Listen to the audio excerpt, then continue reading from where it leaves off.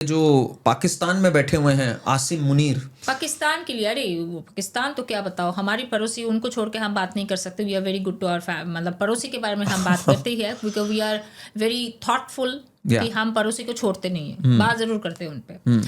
तो पाकिस्तान में अपना जो सरकार चेंज होने वाली है, शहबाज शरीफ अपना कुर्सी खोने वाले हैं, तो हो सकता है फिर से वही मिलिट्री रूल आ जाए। उनके लिए कोई बड़ी बात थोड़ी है, वो तो आए दिन होता है। और उनका अगला साल शुरू हो रहा है केतु का अंतर्दशा, शुक्र में केतु का अंतर्दशा शुरू हो रहा है पाकिस्तान के लिए। जब जब केतु का कुछ पीरियड आता है उनके लिए भूचाल आ जाता है। अच्छा, और एक चीज बताती हूँ, वो है शनि जब जब घूम के आता है मेष राशि में, उनके लिए भूचाल आती है। शनि मेष राशि में था और केतु का अंतर्दशा था, शनि में केतु का अंतर्दशा था, इन दोनों चीज़ों की कम्बिनेशन थी 1971 में। आपको पता है क्या हुआ, एक भूमिखंड टूट गया और उसका नाम आज बांग्लादेश है। यही चीज़ 2026 से शुरू होगा, केतु का अंतर्दशा शुरू होगा जो 2027 की मिडिल एंडिंग तक चलेगा।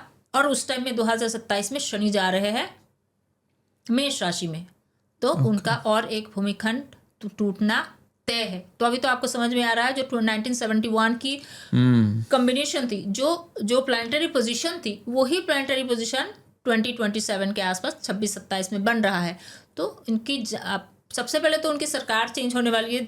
ओके, इतना खराब हाल होगा। 2026 is worse for them, worse for Pakistan. Yes, अब 2027 में तो उनको टुकड़ा होना है। It's like they will not be on the same map.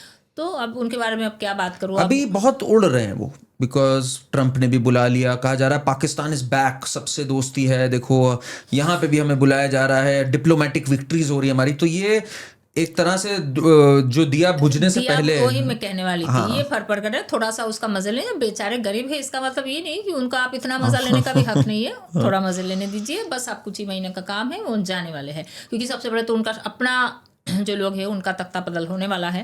अपने जो क्या है उधर यूनिस भी शायद जाने वाले हैं, वो भी नहीं रहने वाले हैं। तो और बांग्लादेश के हिंदुओं का तो कोई रिलीफ नहीं, इस पे तो मैं बात नहीं करना चाहती हूँ। It's very frustrating actually. दुख तो है ही, दुख होना, फ्रस्ट्रेट होना अलग बात है। यूक्रेन में लोग मर रहे हैं या कहीं पे लोग मर रहे हैं, मैं दुखी हो सकती हूँ कि चलो लोग मर रहे हैं। दिस वन हिंदू के साथ जो हो रहा है, पकड़ पकड़ के तुम जला रहे हो सब कुछ, दिस इज वेरी फ्रस्ट्रेटिंग। ऐसा लगता है अब भाग के जाओ, कुछ करो, राइट। बट कूटनीति ऐसे नहीं चलती है, you need to be very strategic. अब 1971 नहीं है, अब पाकिस्तान जैसे लोग, चाइना जैसे लोग उनको सहायता कर सकते हैं और कर लेंगे, ओपनली करेंगे जब देखेंगे कि इंडिया ट्रैप हो सकता है। इंडिया ट्रैप हो सकता है, इंडिया तीसरी इकोनॉमी ना बने, इसके लिए जो भी कुछ करना जरूरी है करेंगे। नहीं तो पाकिस्तान उनका कौन सा मौसी का बेटा है, nothing, right. But still they are, उनको पता है पाकिस्तान से ही रूट था, पाकिस्तान ने ही ओसामा को रखने की जगह दिया था। बट जस्ट जिसने ट्विन टावर गिराया, but just to demotivate, just to demean India, they can, world can do everything। तो इस वजह से भाई बांग्लादेश में अभी कुछ नहीं करना है, समय पे करेंगे मोदी जी, ये बात मैं सबको बता रही हूँ। वो समय कब आएगा? 27 के आसपास, इससे पहले तो नहीं, मुझे नहीं लगता। 2026 में कुछ नहीं करेंगे बांग्लादेश का, मुझे नहीं लगता है। वो पहले पाकिस्तान, अरे आप नहीं समझ, पहले पाकिस्तान, इट्स लाइक कान खींचो तो सर अपने आप आता है, पाकिस्तान से ही सब कुछ है। आज पाकिस्तान नहीं है मैप में, तो आपको लगता है बांग्लादेश ये सब करता?